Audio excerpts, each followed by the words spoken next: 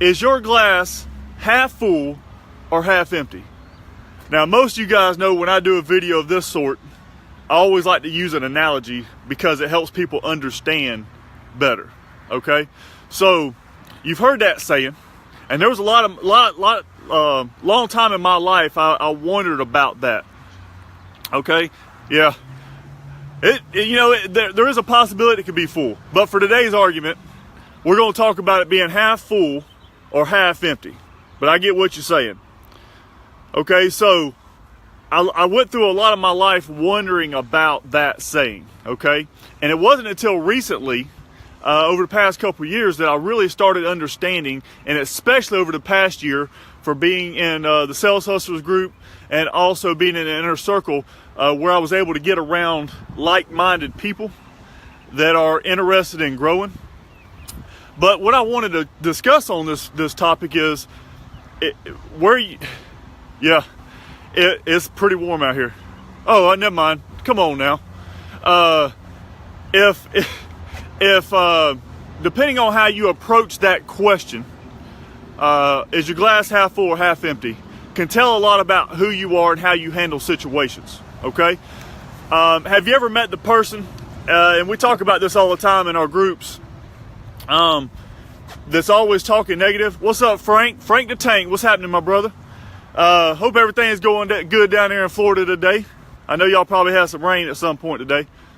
But have you ever met that person, and maybe a group of them, at your dealership or wherever you work, that's always negative, that's always thinking that they can't do something, always thinking they don't want to do something, always thinking they don't want to try anything new to get better, always putting you down for trying something else to get better? Have you ever met those people? I would say that those are the people that their glass is half empty, if it has anything in it at all. Do you understand what I'm saying? And that can actually stunt your growth if you're trying to grow. So, the reason I wanted to get to that is know where you're at. Know if you think you're, half full or half empty, because that'll help you understand what you need to do in order to get that cup full, to be going the other way. Okay? Now, what's up, Keith? Hope everything's doing good today, man. So, number one, and we talk about this all the time. If you find yourself falling into that lull of your glass being half empty or being empty in some cases, what can you do? What can you do to get out of that mindset? Well, number one, and I'm going to tell you this. Number one, and this is probably really the only one, but I'll add another one to it. Number one, start hanging around people. Start watching people, listen to people that have similar mindsets that you want to be or that you want to achieve and that are trying to grow. The big tire, it's our tire sale. We do tire sales twice a year, so that's out there for this month. So, and I look like a midget next to that thing, man. But that's the number one thing you can do. And I know we talk about this all the time, but are you actually doing it? Are you still exactly fan? You got to have somebody that's going to fan your flame. And Jeffrey, you're a prime example of that, man. You fan a lot of people's flames. But if you continue to hang around the people in the groups that's always talking negative, that's always, let's say you're having a bad month. Do you think hanging around a negative person that's having a bad month is going to help you in any way? I would have to say no. Exactly. Yeah. You see what I'm saying, though? It's easy to get around these people and let them drag you down, right? So the number one thing that you can do is to stop. Exactly, Frank. I agree. I appreciate that, Jeffrey. I hope that's true, man. I know it is.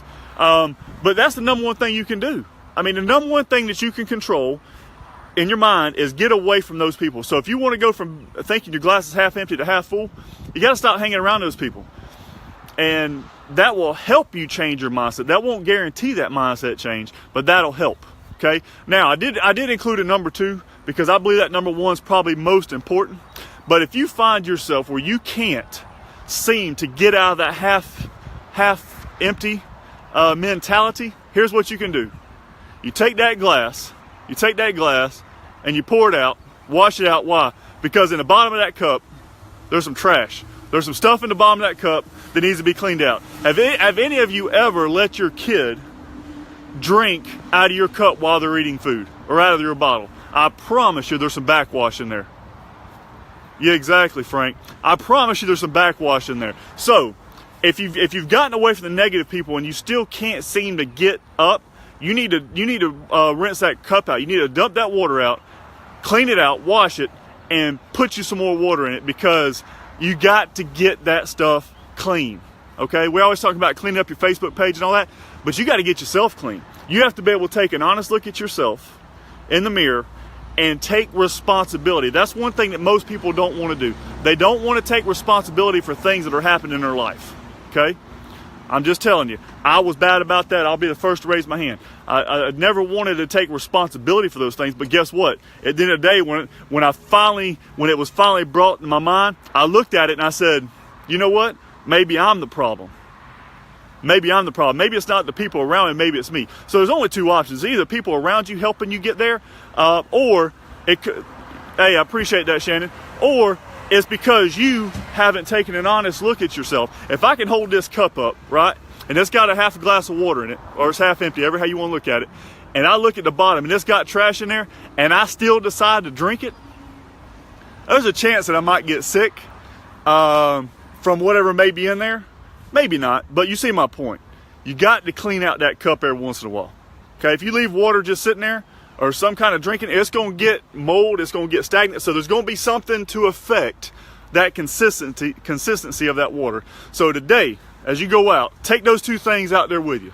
Number one, start hanging around people, start listening to people, start thinking like people that have a similar mindset to where you want to be, and that will help you on your way. It won't get you fully there all the way, because you got to have a mindset on your own, but get around those people. You know, those positive people, Sean Hayes, Dave Benson, there's a lot of them out there, Jeffrey Parton, Luke, there's a lot of guys out there that's willing to help. But if you don't take what they offer you and use it, you're not going to get there anyway. And the second thing is, you got to take an honest look at yourself and see if you're the problem. If you're the problem, you need to wash out that cup, dump out the water, get the trash out of there, and start filling that cup back up, because that's the only way that you're going to be able to fully grow to the level that you want to. I hope this has helped somebody today. And most of that I just kind of came up with as I was talking about it, but I thought the idea up this morning. But I appreciate you guys tuning in. And yes, we do, Frank, I'll tell you, the inner circle has made a world of difference to me and many people.